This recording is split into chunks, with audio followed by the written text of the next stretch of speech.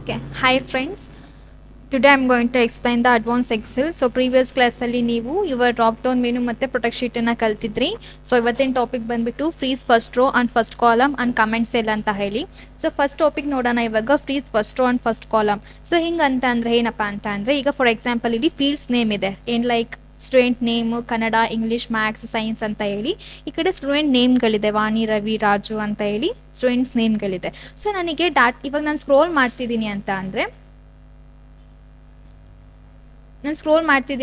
ನನಗೆ ಅಂದರೆ fields name ಕೂಡ ಅಪ್ ಸೈಡ್ ಹೋಗ್ತಾ ಇದೆ. ನಾನು ಈ ಕಡೆ ಮತ್ತೆ ರೈಟ್ ಸೈಡ್ ಮಾಡ್ತೀನಿ ಅಂತ ಅಂದರೂ ಕೂಡ ಸ್ಟೂಡೆಂಟ್ ನೇಮ್ ಎಲ್ಲ ರೈಟ್ ಸೈಡ್ ಎಲ್ಲ ಮೂವ್ಮೆಂಟ್ ಆಗುತ್ತೆ. ನನಗೆ ಫೀಲ್ಡ್ಸ್ ನೇಮ್ ಎಲ್ಲ ಹಾಗೆ ಇರಬೇಕು ಮತ್ತು ಸ್ಟೂಡೆಂಟ್ಸ್ ನೇಮು ಹಾಗೆ ಇರಬೇಕು. ಓನ್ಲಿ ಡಾಟಾಸ್ ಮಾತ್ರ ಏನಾದ್ರು ಮೂವ್ಮೆಂಟ್ಸ್ ಆಗಬೇಕು ಅಂದರೆ ಏನು ಮಾಡಬೇಕು, ನಾವು ಫ್ರೀಸ್ನ ಮಾಡ್ಕೊಬೇಕು. ಸೊ ಫ್ರೀಸ್ ಅಂತ ಅಂದರೆ ಸ್ಟಾಪ್ ಅಂತ ಹೇಳಿ. ಸೊ ಫ್ರೀಸ್ ಮಾಡ್ಕೊಬೇಕು ಅಂತ ಅಂದರೆ ಸ್ಟಾರ್ಟಿಂಗ್ ನಮಗೆ ಯಾವ ರೋ ಅಂದರೆ ಫಸ್ಟ್ ರೋ ನಾವು ಏನು ಮಾಡಬೇಕು, ಸೆಲೆಕ್ಟ್ ಮಾಡ್ಕೊಬೇಕು. ಅಂದರೆ ಫೀಲ್ಡ್ಸ್ ನೇಮ್ ಇರುವಂಥ ರೋನ ನಾವು ಸೆಲೆಕ್ಟ್ ಮಾಡ್ಕೊಬೇಕು. ಸೊ ಸೆಲೆಕ್ಟ್ ಮಾಡ್ಕೊಂಡಿದ್ದೀನಿ. ಸೊ ಸೆಲೆಕ್ಟ್ ಆದಮೇಲೆ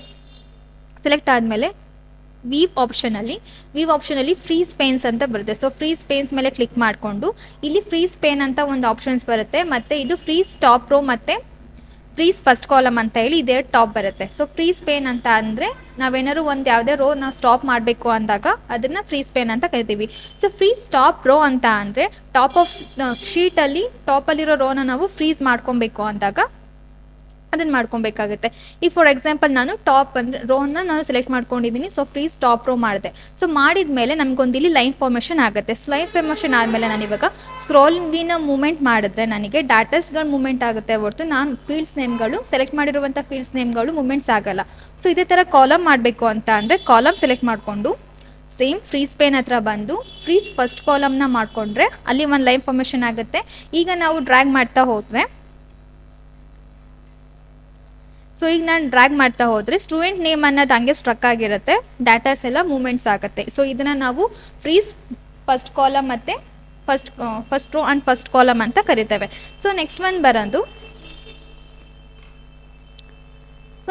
ಬರೋದು comment cell. So comment cell ಅಂತ ಅಂದರೆ ನಾವು ಸೆಲ್ಗಳಿಗೆ ಕಮೆಂಟ್ಸ್ನ ಹಾಕೋದು. ಸೊ ಇದು ಎಲ್ಲಿ ಯೂಸ್ ಆಗುತ್ತೆ ಅಂತ ಅಂದರೆ ಫಾರ್ ಎಕ್ಸಾಂಪಲ್ ನಾವು ಡೈರಿನ ಬರಿತೀವಿ. ಅಂದರೆ ಸ್ಯಾಲ್ರಿಲಿ ನಮ್ಮದು ಇಂತಿಷ್ಟು ಖರ್ಚು ಈ ಥರ ಎಲ್ಲ ಆಗಿದೆ ಅಂತ ಹೇಳಿ ಒಂದು ಡೈರಿಲಿ ಬರಿತೀವಿ.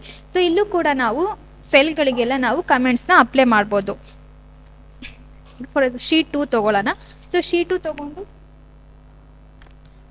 2 ಅಲ್ಲಿ ನಾವೇನಾದ್ರು ಕಮೆಂಟ್ಸ್ ಹಾಕಬೇಕು ಅಂತ ಅಂದರೆ ಫಾರ್ ಎಕ್ಸಾಂಪಲ್ ಇವಾಗ ಮಂತ್ಲಿ ಎಕ್ಸ್ಪೆನ್ಸಸ್ಸಿಗೆ ನಾನು ಬರ್ಕೊತೀನಿ.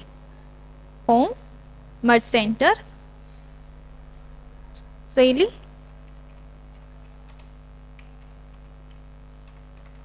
ಮಂತ್ಲಿ ಎಕ್ಸ್ಪೆನ್ಸಸ್ ಅಂತ ಬರ್ತೀನಿ. ಸೊ ಎಕ್ಸ್ಪೆನ್ಸಸ್ ಅಂತ ಅಂದರೆ ಫಾರ್ ಎಕ್ಸಾಂಪಲ್ ಪೆಟ್ರೋಲಿಗೆ ಇಂತಿಷ್ಟು ಖರ್ಚಾಗಿರುತ್ತೆ, ರೆಂಟಿಗೆ ಇಂತಿಷ್ಟು ಖರ್ಚಾಗಿರುತ್ತೆ, EMIಗೆ ಇಂತಿಷ್ಟು ಖರ್ಚಾಗಿರುತ್ತೆ ಅಂತೇಳಿ ಅಂದರೆ ಆ ಥರ ಖರ್ಚಾಗಿರುತ್ತಲ್ಲ. ಸೊ ಅದನ್ನು ನಾವಿಲ್ಲಿ ಆ್ಯಡ್ ಮಾಡ್ತಾ ಹೋಗೋದು. ಫಾರ್ ಎಕ್ಸಾಂಪಲ್ ನಾನು ಇವಾಗ ಪೆಟ್ರೋಲಿಗೆ ನಾನು ಎಷ್ಟು ಖರ್ಚು ಮಾಡಿದ್ದೀನಿ ಅಂತ ಕಮೆಂಟ್ ಮಾಡಬೇಕು ಅಂತ ಅಂದರೆ ನಾನು ಆ ಸೆಲ್ಲನ್ನು ಸೆಲೆಕ್ಟ್ ಮಾಡ್ಕೊಂಡ್ಬಿಟ್ಟು ರಿವ್ಯೂ ಆಪ್ಷನಲ್ಲಿ ನ್ಯೂ ಕಮೆಂಟ್ ಅಂತ ಕಾಣಿಸ್ತದೆ. ಆ ನ್ಯೂ ಕಮೆಂಟ್ ಮೇಲೆ ಕ್ಲಿಕ್ ಮಾಡಿಕೊಂಡ್ರೆ ಈ ಥರ ಅಡ್ಮಿನ್ ಅಂತ ಹೇಳಿ ಒಂದು ಬಾಕ್ಸ್ ಓಪನ್ ಆಗುತ್ತೆ. ಇಲ್ಲಿ ಏನು ಖರ್ಚು ಮಾಡಿದ್ದೀವಿ ಅಂತ ಬರ್ಕೊಬೇಕು.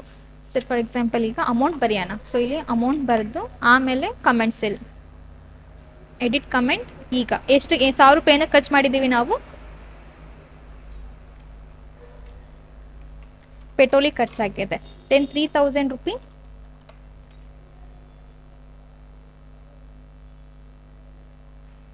ರೆಂಟಿಗೆ ಖರ್ಚಾಗಿದೆ, ಹೌಸ್ ರೆಂಟ್. ಸೊ ಈ ಥರ ನಾವು ಒಂದೊಂದು ಸೆಲ್ಗೂ ಕೂಡ ಕಮೆಂಟ್ನ ಅಪ್ಲೈ ಮಾಡ್ಕೊಂಡು ಹೋಗ್ಬೋದು. ಇದನ್ನು ನಾವು ಕಮೆಂಟ್ ಸೆಲ್ ಅಂತ ಕರಿತೀವಿ.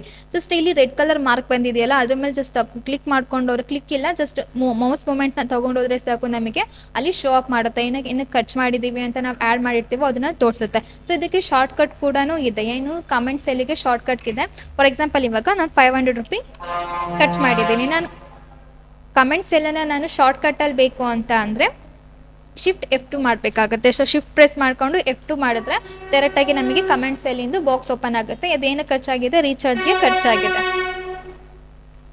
ಸೊ ಆ್ಯಡ್ ಅಪ್ ಆಯಿತು. ಸೊ ಇಲ್ಲಿ ಬಂದು ಜಸ್ಟ್ ಮೂವ್ಮೆಂಟ್ ಮಾಡಿದ್ರೆ ಸಾಕು ನನಗೆ ಏನು ಖರ್ಚಾಗಿದೆ ಅಂತ ತೋರಿಸುತ್ತೆ. ನನಗಿದು ಡಿಲೀಟ್ ಆಗಬೇಕು ಅಂತ ಅಂದರೆ ಸೆಲೆಕ್ಟ್ ಮಾಡ್ಕೊತೀನಿ. ಸೆಲ್ ಸೆಲೆಕ್ಟ್ ಮಾಡ್ಕೊಂಡ್ಬಿಟ್ಟು ಶಿಫ್ಟ್ F10 ಮಾಡಬೇಕು. ಶಿಫ್ಟ್ F10 ಆದಮೇಲೆ ಡಿಲೀಟಿಗೆ ಜಸ್ಟ್ ಪ್ರೆಸ್ ಮಾಡಿ ಎಂಟರ್ ಮಾಡಿದ್ರೆ ನಮಗೆ ಯಾವ ಸೆಲ್ಲಲ್ಲಿ ಡಿಲೀಟ್ ಆಗಬೇಕು ಆ ಸೆಲ್ ಡಿಲೀಟ್ ಆಗುತ್ತೆ. ಇನ್ನೊಂದು ಸಲ ಸೆಲೆಕ್ಟ್ ಮಾಡಿದ್ದೀನಿ 3000 ಅನ್ನೋ ಸೆಲ್ ಸೆಲೆಕ್ಟ್ ಮಾಡಿದ್ದೀನಿ. ಶಿಫ್ಟ್ F10 ಇದೇ ಥರ ನಾವು ಸೆಲ್ಸ್ನ ಡಿಲೀಟ್ನ ಮಾಡ್ತಾ ಹೋಗ್ತೀವಿ. ಸೊ ಇಷ್ಟೇ ಇವತ್ತಿನ ಟಾಪಿಕ್ಕು, ಫ್ರೀಸ್ ಫಸ್ಟ್ ರೋ ಮತ್ತು ಫಸ್ಟ್ ಕಾಲಮ್ ಮತ್ತು ಕಮೆಂಟ್ ಸೆಲ್. ಈ ವಿಡಿಯೋ ನಿಮಗೆ ಇಷ್ಟ ಆದಲ್ಲಿ ಶೇರ್ ಮಾಡಿ, ಸಬ್ಸ್ಕ್ರೈಬ್ ಮಾಡಿ ಮತ್ತು ಲೈಕ್ ಮಾಡಿ. Thank you.